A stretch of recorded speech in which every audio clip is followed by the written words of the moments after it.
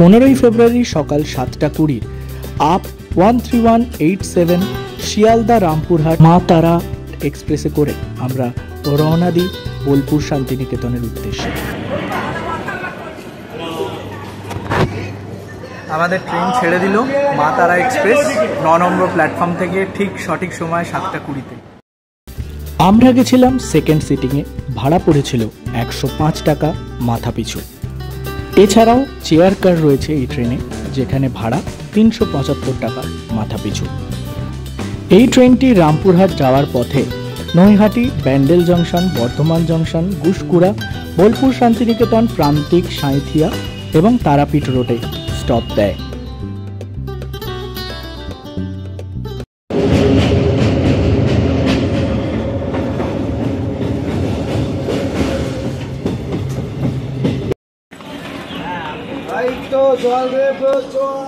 এখন সময় হচ্ছে সকাল 8:30। সেই ব্যান্ডেল জংশনের 2 নম্বর প্ল্যাটফর্মে এসে দাঁড়িয়ে আছে আমাদের ট্রেন। একদম রাইট টাইমে রয়েছে, এখানে 2 মিনিটের হল্ট, 8:32 এখান থেকে ছেড়ে যাবে।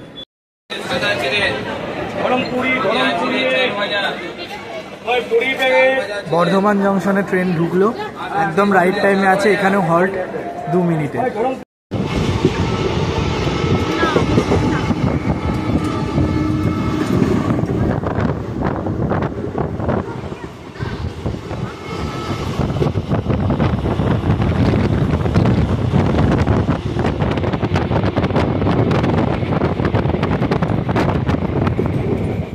থেকে 18 মিনিট লেটে এসে পৌঁছলাম আমরা বোলপুর শান্তিনিকেতন। এখন বাজে 10:36, সঠিক সময় ছিল 10:18, কিছুক্ষণ লেট করেছে, বাট 18 মিনিট ঠিক আছে। বোলপুরে আমাদের সেদিনকার ঠিকানা ছিল হুইসপারিং উডস ইন রিসোর্ট, যা বোলপুর স্টেশন থেকে মোটামুটি 10 থেকে 12 কিলোমিটার দূরে অবস্থিত। আমরা স্টেশন থেকে বেরিয়ে একটি টোটো ঠিক করে এগিয়ে যেতে থাকি আমাদের রিসোর্টের উদ্দেশ্যে। মোটামুটি টোটো ভাড়া চেয়েছিল 250 থেকে 300 টাকা, কিন্তু আমরা দরদাম করে টোটো ভাড়া ঠিক করি 200 টাকা। এই টোটোতেই আমরা পরের দিন এবং সেই দিন ঘুরে দেখেছিলাম বোলপুর শান্তিনিকেতনের বিভিন্ন জায়গা। যে সময় ঠিক দুপুর 1টা, আমরা রিসোর্টে চেক ইন করে ফ্রেশ হয়ে, স্নান করে, দুর্দান্তভাবে ফ্রেশ হয়ে একদম রিল্যাক্স হয়ে কিছুক্ষণ বিশ্রাম নিয়ে বেরিয়েছি। টোটোতেই আমরা এসেছিলাম, এনার সাথে আমরা এখন ঘুরবো আশপাশের সমস্ত জায়গা, আর লাঞ্চও আমরা বাইরে করব। কিভাবে ঘুরছি, কি ঘুরছি, কত খরচা, সব কিছু শেয়ার করব, সব কিছু দেখাবো আপনাদের, সঙ্গে থাকুন। এই টোটো দাদার নাম্বার ডেসক্রিপশন বক্সে দেওয়া থাকছে, আপনারা যারা এনার সাথে ঘুরে দেখতে চান তারা অবশ্যই যোগাযোগ করে নিতে পারেন। মানুষ হিসেবে উনি খুব ভালো, এবং 2 দিন সমস্ত কিছু ঘুরিয়ে দেখানোর জন্য আমাদের থেকে উনি নিয়েছিলেন 1000 টাকা। তার মধ্যে কিন্তু অবশ্যই স্টেশন থেকে রিসোর্ট এবং রিসোর্ট থেকে স্টেশন ইনক্লুডেড ছিল। রুমে গিয়ে ফ্রেশ হয়ে আমরা প্রথমেই বেরিয়ে পড়ি সুরুলের রাজবাড়ি দেখার জন্য। এখানেই কিন্তু পরাঞ্জয় জুলিয়ারের সিনেমার ঢাকার তালে কোমর দোলে এই গানটির শুটিং হয়েছিল।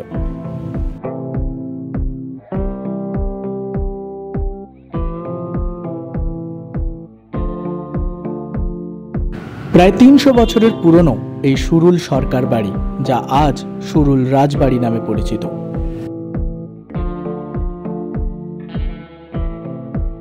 এটা হচ্ছে সেই জমিদার বাড়ি, এটা হচ্ছে এখানকার সুরুলের জমিদার বাড়ি। এখানেই পরাঞ্জয় জলিয়া সিনেমার যে ঢাকের তালে কোমর দোলে যে গানটা, সেটা শুটিং হয়েছিল, সেটারই শুটিং স্পট এটা, দেখাচ্ছি দেখুন। ভরতচন্দ্র এবং তার স্ত্রী অনেক প্রচেষ্টার পরেও কোনো সন্তান না হওয়ায় তারা বারাণসীতে তীর্থযাত্রা করবেন বলে মনস্থির করেন, কিন্তু বারাণসী যাওয়ার পথে একটু যাত্রা ভঙ্গ করার জন্য এই বীরভূমে সুরুলে এসে তারা পৌঁছন। এই বাড়িতে শ্যামসুন্দর নিত্য পূজিত হতেন, তাই দেখে ভরতচন্দ্র সরকার এবং তার স্ত্রী শ্যামসুন্দরের পুজো করতে শুরু করেন এবং তারা একটি পুত্র সন্তান লাভ করেন, যার নাম রাখেন কৃষ্ণহরি।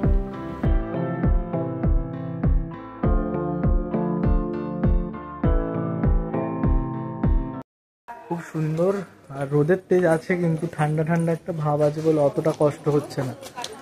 চলুন।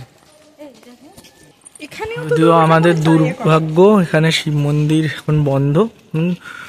দুপুর 1:41 বাজে, সময় পেরিয়ে গেছে হয়তো। আর এখানেও কিন্তু ঠাকুর দালান করা আছে, এখানেও দুর্গা প্রতিমার কাঠামো রয়েছে ভেতরে এই দূরে।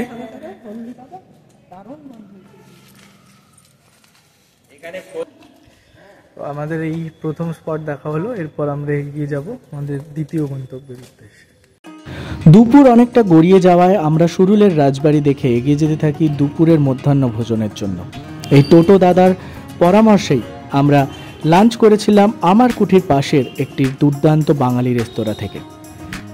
দুপুরে লাঞ্চের পর আমরা ঘুরে দেখেছিলাম আমার কুটির, কোপাই নদী, সোনাঝুরির হাট ইত্যাদি সব জায়গা।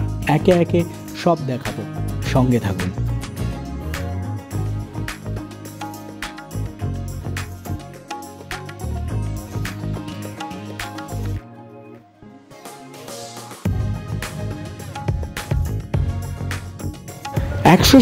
টাকার ভেজ থালি দিয়ে সেদিন সেরে নিয়েছিলাম দুপুরের লাঞ্চ। রান্নাবান্না এক কথায় ছিল অপূর্ব। আমি সাজেস্ট করব আপনারা দুপুরের লাঞ্চটা এই আমার কুটিরের পাশের রেস্তোরাঁ থেকেই করবেন।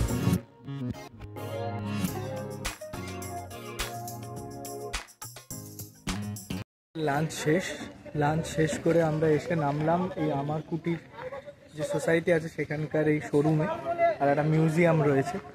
আর লাঞ্চের কথা যদি বলি তাহলে দুর্দান্ত লাঞ্চ করলাম, সত্যি 200% রেকমেন্ডেড।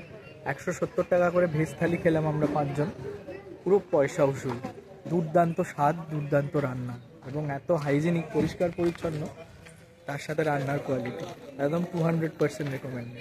আপাতত এই শোরুম আর মিউজিয়ামটা আর সামনে কোপাই নদী আছে, ঘুরিয়ে দেখাবো, চলুন।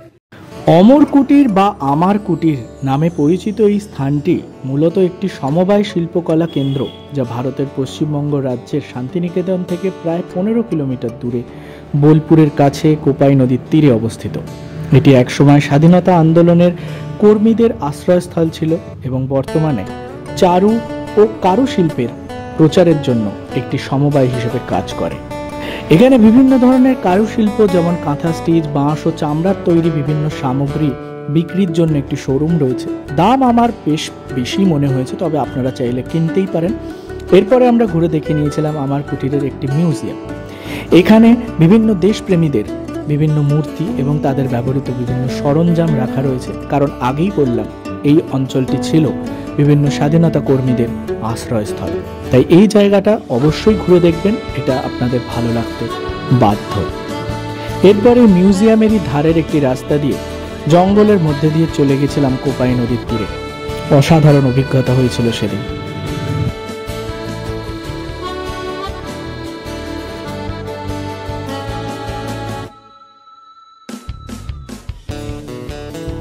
শোরুম, এটা হচ্ছে এক্সিবিশন হল বা মিউজিয়াম যাই বলুন। আর এই দিক দিয়ে কোপাই নদী যাওয়া যায়। এখানে লেখা রয়েছে কোপাই বা শাল রিভার।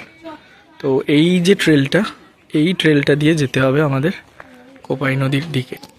এখনো পর্যন্ত দুর্দান্ত অভিজ্ঞতা সব দিক দিয়ে। চলুন যাওয়া যাক, নদী দেখে আসি।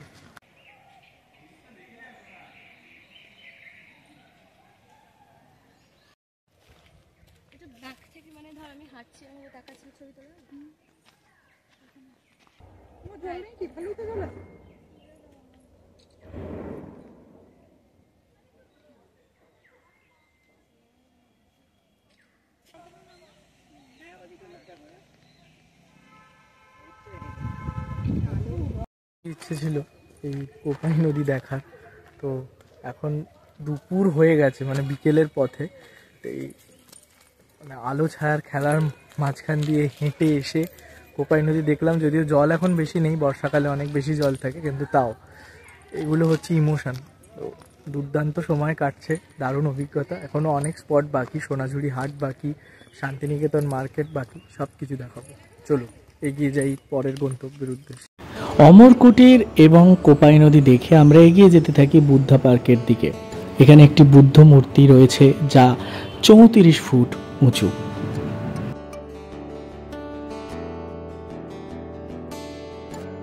নামলাম এই 34 ফুটের বুদ্ধ মূর্তির স্ট্যাচুর সামনে, বুদ্ধ স্ট্যাচুর সামনে। এটা এখন বন্ধ রয়েছে, বাইরে থেকেই দেখা যাচ্ছে বিশাল বড় মূর্তি। এটা ফোনে অত বোঝা যাচ্ছে। এপাশে একটা সাইডের গেট রয়েছে যেটা দিয়ে ঢোকা যাবে। চলুন ভেতরে ঢুকে এসছি ফাইনালি। এই আমার পিছনে এই বিশাল বড় বুদ্ধ মূর্তি। এখানে অষ্টাঙ্গিক মার্গ লেখা রয়েছে, আর এখানে পঞ্চশীল পঞ্চনীতি লেখা রয়েছে। দুর্দান্ত। বুদ্ধদেব বা বুদ্ধ মূর্তি যেখানেই থাকে আমার সেই জায়গা ভীষণ ভালো লাগে। বৌদ্ধ ধর্ম আমার ভীষণ পছন্দের একটা ধর্ম। তো মানে একটা শান্তি, বুদ্ধদেবের মুখ দেখলে একটা শান্তি মনের মধ্যে মানে অনুভব হয়। অসাধারণ জায়গা। আর এখানে এরকম চড়তেন মতো করা রয়েছে সৌধ, যেগুলো পাহাড়ে দেখা যায়। আমি নর্থ বেঙ্গলের ভিডিওতে দেখিয়েছি, সান্দাকফুতে। চারখোলের ভিডিও আসবে, সেখানেও দেখতে পাবেন। অসাধারণ। আর এই বুদ্ধ মূর্তি অপূর্ব এবং বিশাল বড়।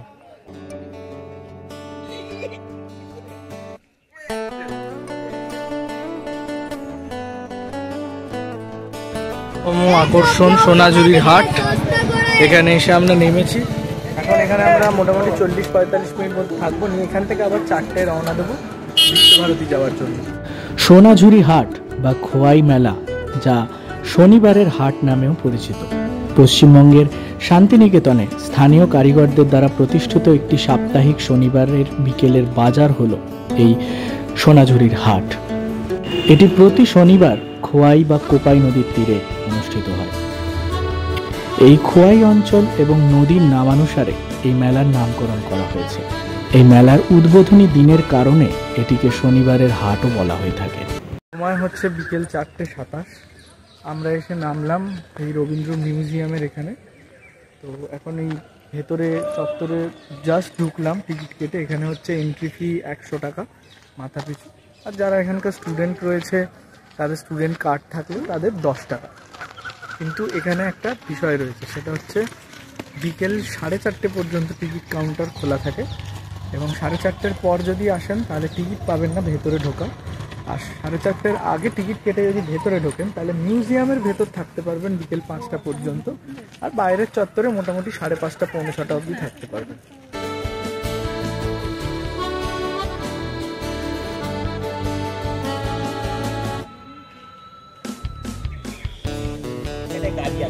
মিউজিয়াম দেখে আমরা বেরোলাম। আমাদের একটু তাড়াহুড়ো করেই দেখতে হলো, কারণ 5টার মধ্যে বেরিয়ে আসতে হবে, নাহলে 5টার কিন্তু 1 মিনিট বেশি ভেতরে থাকতে দেয় না। তো মিউজিয়াম থেকে বেরিয়ে এখন এই বাইরের এই চত্বর সুন্দর করে সাজানো ফুল দিয়ে একদম এখানে ঘুরছি। সামনে গাছে একদম পলাশ ফুল পুরো লাল হয়ে রয়েছে। এখন রোদও পড়ে গেছে, অসাধারণ ওয়েদার, দারুণ লাগছে। দেখুন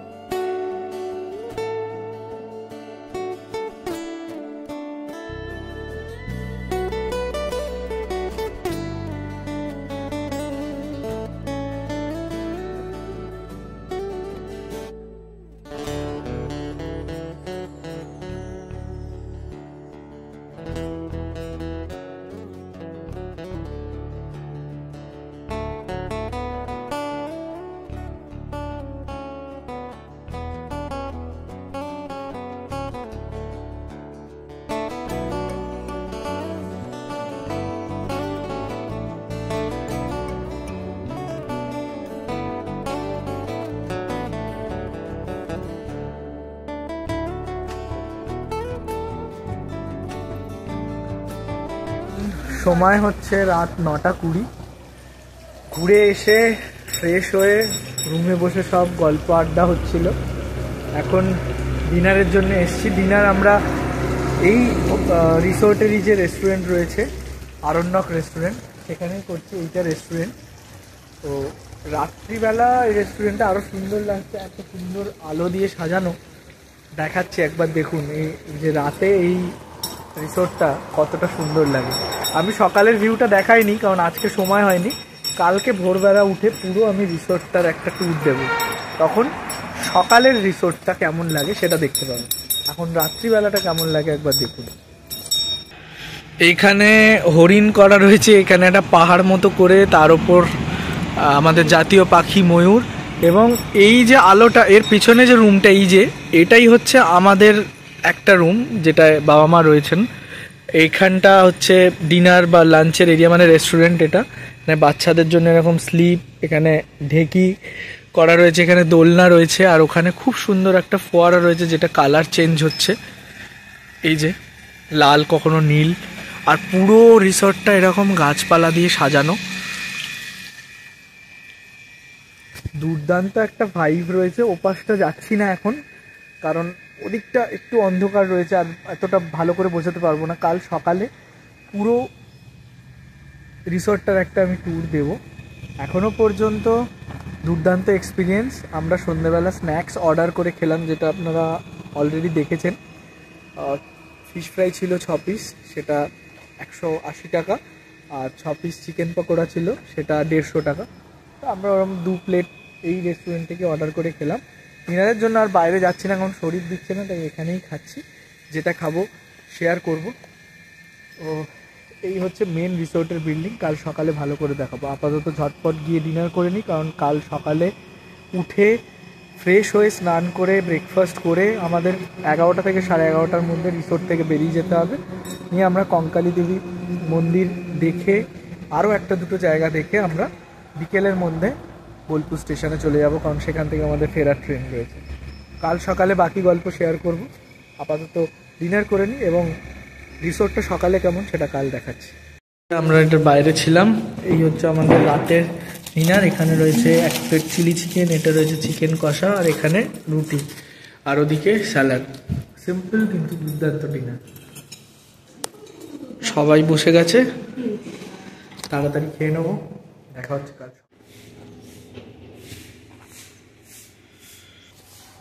গুড মর্নিং সবাইকে। এখন সময় হচ্ছে সকাল 8:30। উঠে পড়েছি অনেকক্ষণ, উঠে আশপাশটা ঘুরে দেখছিলাম।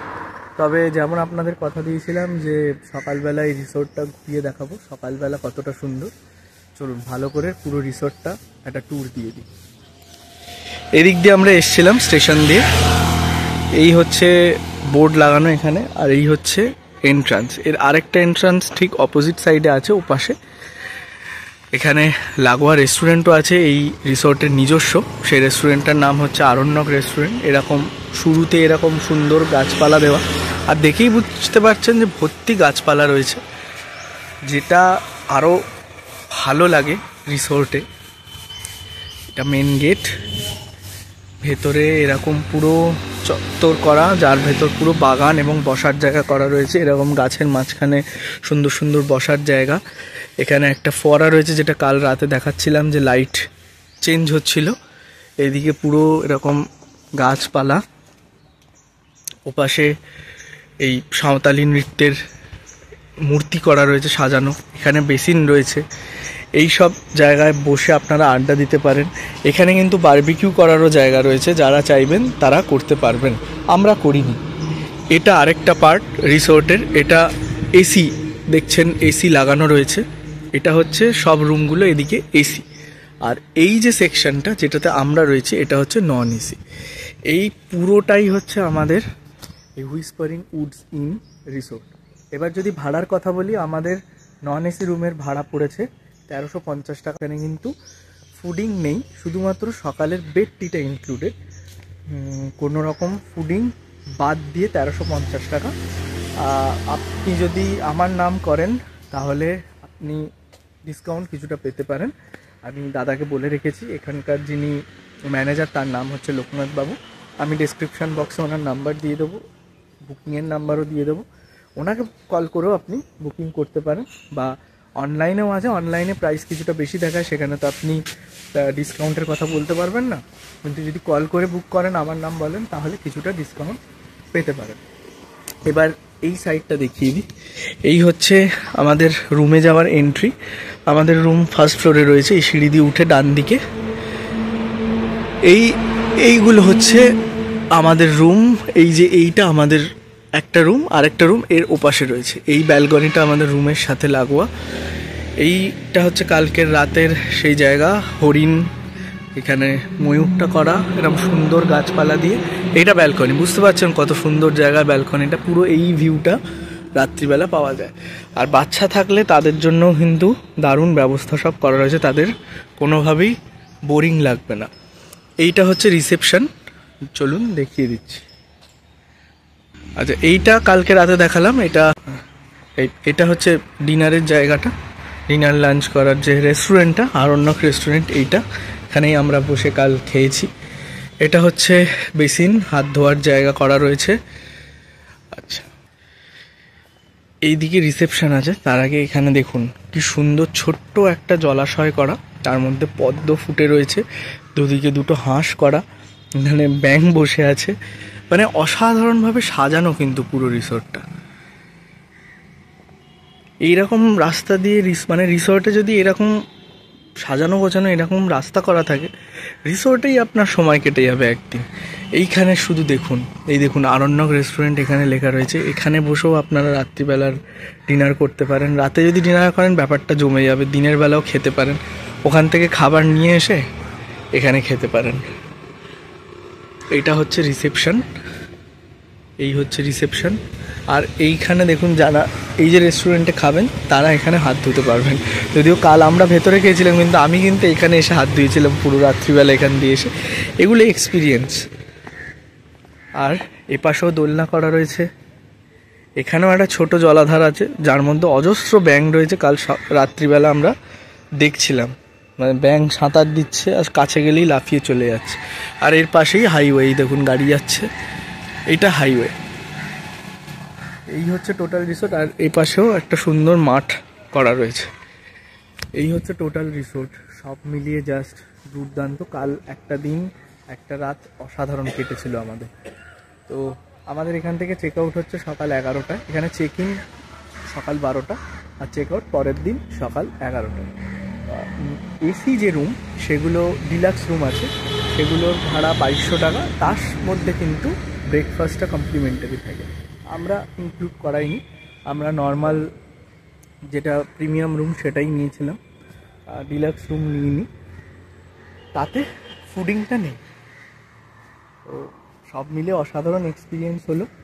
পরে আবার কখনো বোলপুর শান্তিনিকেতন এলে এখানেই থাকার ইচ্ছা রইল। চেনা জানা হয়ে গেছে, একটা সেই হয় না সম্পর্ক, একটা ভালো হয়ে যাওয়া, সেটা হয়ে গেছে। তো এখন সবাই ফ্রেশ হচ্ছে, রেডি হয়ে নিচ্ছে, এখন রিসোর্টে বেরিয়ে সব ছবি তোলা হবে, সেই জন্য। তো দুর্দান্ত কাটলো।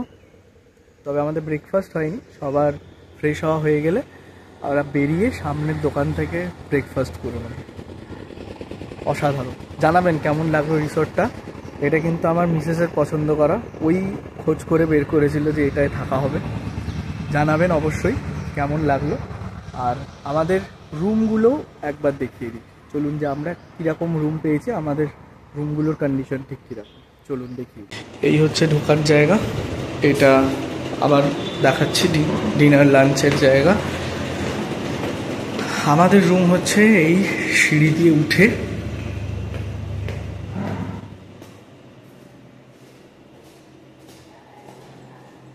এই সোজা এই দুটো রুম আমাদের, A3 আর A4।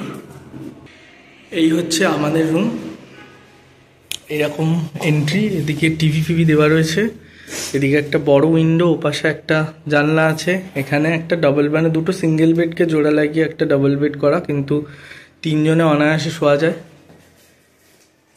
ওদিকে সাইড টেবিল আছে, দুটো চেয়ার দেওয়া আছে, এদিকে ছোট্ট একটা কাবার্ড মতো করা, এদিকে আয়না রয়েছে।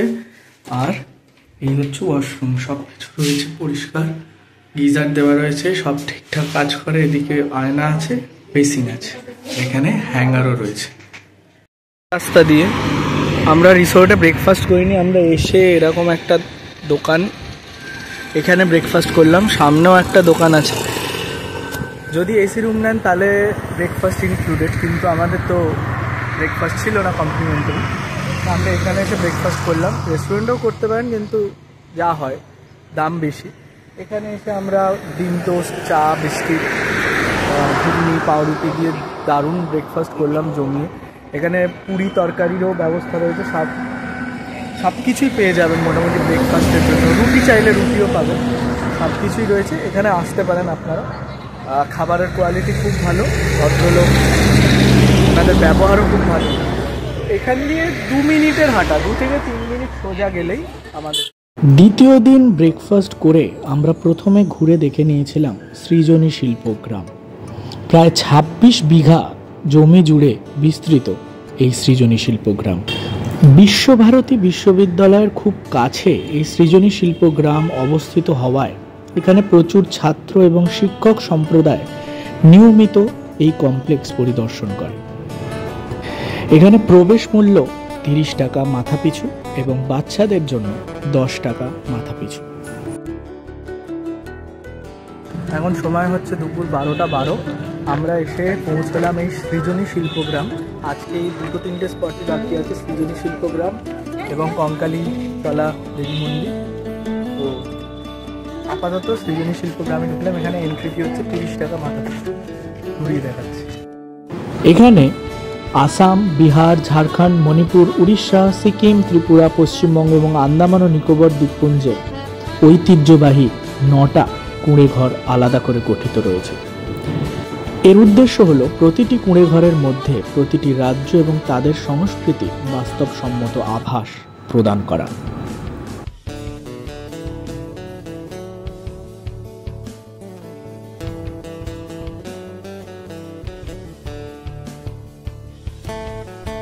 পুরো গ্রাম বাংলার ছোঁয়া, অসাধারণ করা। ওখানে বাউল বাজছে, একজন বাজাচ্ছেন, দেখাচ্ছি চলুন।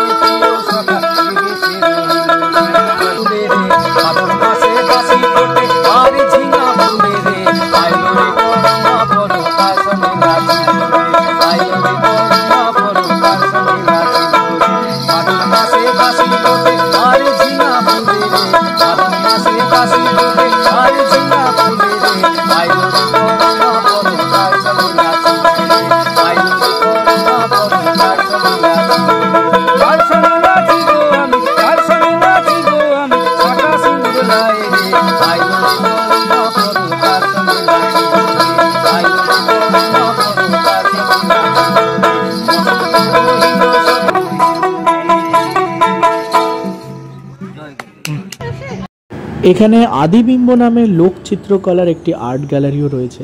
আদি ক্রান্তি হলো একটি প্যাভিলিয়ন যা পূর্ব ভারতের উপজাতীয় বীরদের যথা বিরসা মুন্ডা, লক্ষণ নায়ক, রানী গাইদিনুল, সিধু কানু, তিলকা মাঝি এবং তিরোত সিংকে উৎসর্গ করা হয়েছে।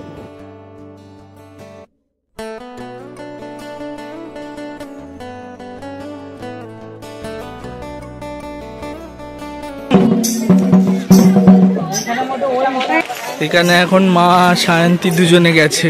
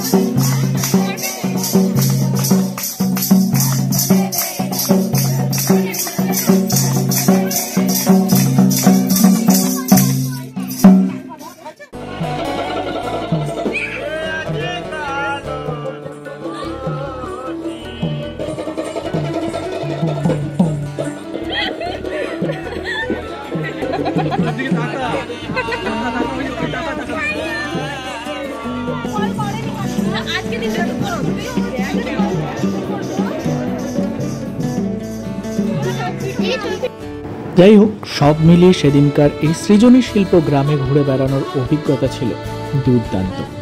সৃজনী শিল্প গ্রামের শান্ত, নির্মল এবং সবুজ পরিবেশ কোনোভাবেই মিস করা উচিত নয়।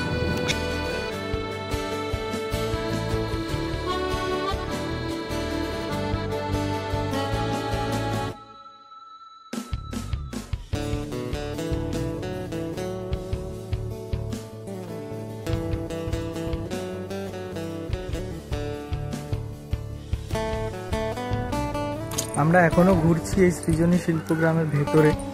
এটা দুর্দান্ত, কিন্তু ভেতরে বাউল গান হচ্ছে, মানে বিভিন্ন জায়গায় পরিবেশটা খুবই ভালো, মানে পুরো এখানটা এসে মনে হচ্ছে গ্রাম্য। আর আরেকটা ইনফরমেশন, কালকে সোনাঝুরি হাটে আমরা এখানকার যে স্থানীয় ওই পাঞ্জাবি, তারপরে গেঞ্জি যেগুলো রয়েছে, টি শার্ট, সেগুলো দর করেছিলাম। ওখানে আপনার 350-400 টাকা এরকম সব দাম বলছে, এবং খুব একটা দাম কমাতেও চায় না বার্গেনিং করার পরেও। কিন্তু যারা কিনবেন মনে করছেন এরকম ধরনের পাঞ্জাবি প্রিন্টেড বা হাতের কাজ করা, এখানেও একটা ছোট জায়গা জুড়ে বেশ ভালো রকম অনেকগুলো দোকান আছে, সেখানে কিনতে পারেন। এখানে কিন্তু প্রায় অর্ধেক দামে পাবেন, এবং তার উপরেও এনারা ডিসকাউন্ট দিচ্ছেন, তো এটা মাথায় রাখবেন।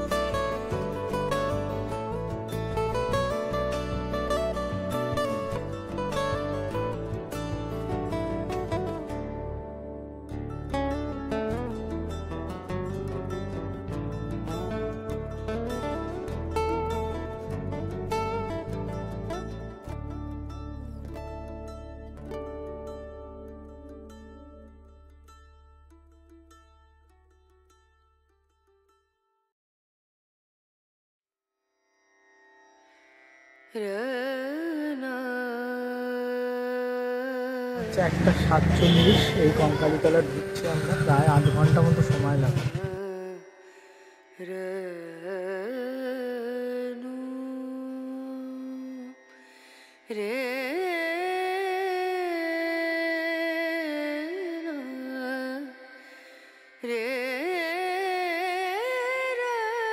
এখানে এসে ডালা নেওয়া হলো, মানে 50 টাকার 100 টাকার ডালা রয়েছে। আমরা 50 টাকার দুজন মায়েরা নিয়েছেন দুটো ডালা। মন্দিরের দিকে যাচ্ছি, পুজো দিয়ে দর্শন করে সোজা শান্তিনিকেতন চলে যাব, সেখানে গিয়েই লাঞ্চ করব। এরপর আমরা ঘুরে দেখে নিয়েছিলাম 51 শক্তিপীঠের এক পীঠ কঙ্কালীতলা মন্দির। মন্দির খোলা থাকে সকাল 6টা থেকে রাত 8টা পর্যন্ত। ধর্মীয় গ্রন্থ অনুসারে ভগবান শিবের শ্বশুর রাজা দক্ষ একটি যজ্ঞের আয়োজন করেছিলেন, যেখানে রাজা দক্ষ ভগবান শিব এবং মাতা সতীকে আমন্ত্রণ পাঠাননি। কিন্তু দেবী সতী এটি জানতে পারেন এবং তিনি খুব খারাপ বোধ করেন এবং আমন্ত্রণ ছাড়াই সেখানে যজ্ঞে পৌঁছানোর সিদ্ধান্ত নেন। এরপর রাজা দক্ষ যজ্ঞস্থলে ভগবান শিবকে অপমান করেন, যা মাতা সতী সহ্য করতে পারেননি এবং তিনি হোমের কুণ্ডে ঝাঁপিয়ে পড়েন। ভগবান শিব এই বিষয়টি জানতে পারেন। এরপর তিনি সেখানে পৌঁছে হোমকুণ্ড থেকে দেবী সতীর দেহ উদ্ধার করে তাণ্ডব করতে শুরু করেন, যা সমগ্র ব্রহ্মাণ্ডে আলোড়ন সৃষ্টি করে।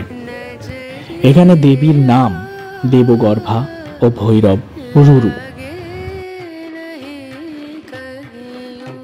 এই যে পিছনে এগুলো করা রয়েছে, আমাদের কলকাতায় বাবুঘাটে যেমন গঙ্গা আরতি হয়, বেনারস থেকে উদ্বুদ্ধ হয়ে শুরু হয়েছে, এখানেও সেরকম হয়। দুর্দান্ত। এটা কোপাই নদী। ফেরার সময় আমরা লাঞ্চ করে নিয়েছিলাম শান্তিনিকেতনের স্টেশনের কাছেই একটি হোটেল থেকে। এরপর আমরা স্টেশনে এসে অপেক্ষা করতে থাকি আমাদের ফেরার ট্রেন হলদিবাড়ি এক্সপ্রেসের জন্য। তো চলে এসেছিলাম আমরা প্রায় 3:45 নাগাদ। 4:13-তে ট্রেন ছিল, কিন্তু দুর্ভাগ্য সেই ঘাটশিলা থেকে ফেরার মতো এবারেও আমাদের ট্রেন লেট, প্রায় 1 ঘন্টা 18 মিনিট লেট। এখন রামপুরহাট জংশনে ট্রেন দাঁড়িয়ে রয়েছে। এখানে ঢুকতে ঢুকতে মানে বোলপুর শান্তিনিকেতন স্টেশনে ঢুকতে ঢুকতে 5:31 বাজবে ট্রেনে। দেখা যাক, ওয়েট করছি সবাই। প্রায় 3 ঘন্টা ট্রেন লেট হওয়ার পর আমরা ট্রেনে উঠে অবশেষে এসে পৌঁছই কলকাতা স্টেশনে। শেষ হলো আমাদের 1 রাত 2 দিনের বোলপুর শান্তিনিকেতন ভ্রমণের গল্প। খুব তাড়াতাড়ি ফিরবো অফবিট নর্থ বেঙ্গলের একটি সিরিজ নিয়ে। দেখতে থাকুন আমার চ্যানেল। সবাই ভালো থাকবেন, সুস্থ থাকবেন। দেখা হচ্ছে পরের ভিডিও নিয়ে খুব তাড়াতাড়ি।